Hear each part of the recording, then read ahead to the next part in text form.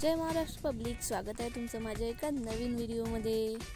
तर हा cake me baby गर्लसाठी बनवत आहे। ती माझ्याजवळ आली और म्हणाली की दीदी माझ्यासाठी एक केक बनवून दे, कारण माझा आज बर्थडे आहे। तर तिने कोणता बनवायचा काय हे तर काही सांगितलं नव्हतं। तिने सांगितलं की तुला जो चांगला वाटेल तो बनवून दे, फक्त मला चॉकलेटी केक हवा आहे। तसंच लगेच चॉकलेटी ब्रेड बनवून घेतला। त्यानंतर त्याला 3 लेअरमध्ये कट केलं। जी चांगली लेअर कट झालेली होती ती ते बेसवर घेऊन फर्स्ट लेअरमध्ये ती टाकली। त्यानंतर त्यावर चेरी टाकली व चॉकलेट टाकून त्याला आयसिंग करून घेतलं व त्यानंतर तशी सेम पद्धतीने सेकंड लेअर घेतली व थर्ड लेअर सुद्धा तशीच टाकून मी ती व्हिप क्रीमने छान अशी कवर करून घेतली।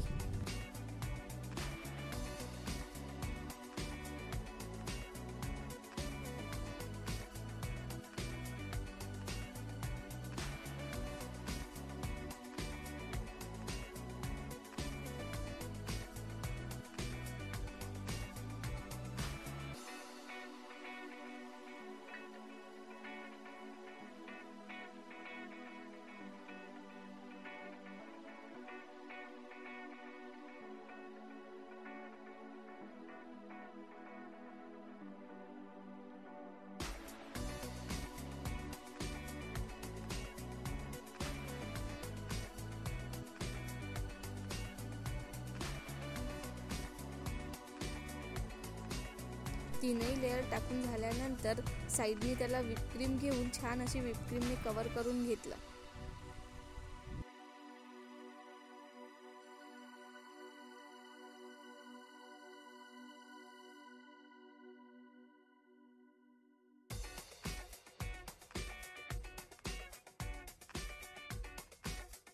त्यानंतर कार्ड घेऊन त्याला असं प्लेन छान करून घेतलं, जेणेकरून तो ब्रेड बाहेर दिसावा नाही व आईस्क्रीम सुद्धा आपली छान होईल, छान असा केक दिसावा। त्यासाठी मी ते छान पद्धतीने साईडने व्हिप क्रीम लावून ती पूर्ण ब्रेड कव्हर करून घेतला। नंतर त्याला थोडा वेळ फ्रीजमध्ये ठेवला व तो थोडा कडक झाल्यानंतर मी बाहेर काढला व व्हिप क्रीममध्ये पिंक कलर लावून पिंक कलरने पूर्ण कव्हर करून घेतला।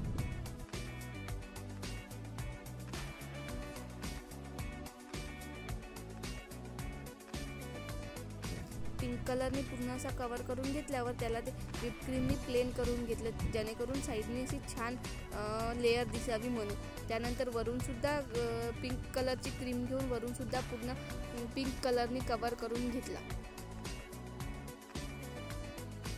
त्यानंतर ती व्हिप क्रीम अशी पूर्ण अशी केकवर प्लेन करून घेतली, जेणेकरून केक सुंदर दिसावं, त्याच्या एजेस सुद्धा दिसाव्या म्हणून तो छान असा पूर्ण प्लेन करून घेतला। प्लेन करून झाल्यानंतर त्याला जे चोकोज होते ते चोकोज मी 1 लेअरमध्ये 3 चोकोज घेऊन लेअरमध्ये लावून दिले।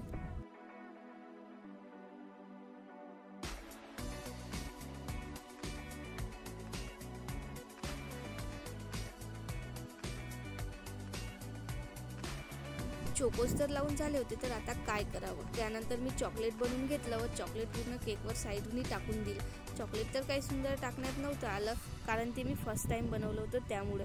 तर यानंतर नेक्स्ट केकवर चॉकलेट टाकेल तर ते सुंदरच बनेल याची मला नक्की खात्री आहे। पण कोणतीही नवीन गोष्ट फर्स्ट टाइम ट्राय केल्यानंतर ती चांगली बनतच नाही, हे तर तुम्हाला सर्वांना माहीतच असेल। पण ट्राय करणं हे सुद्धा एक आपलं कामच आहे।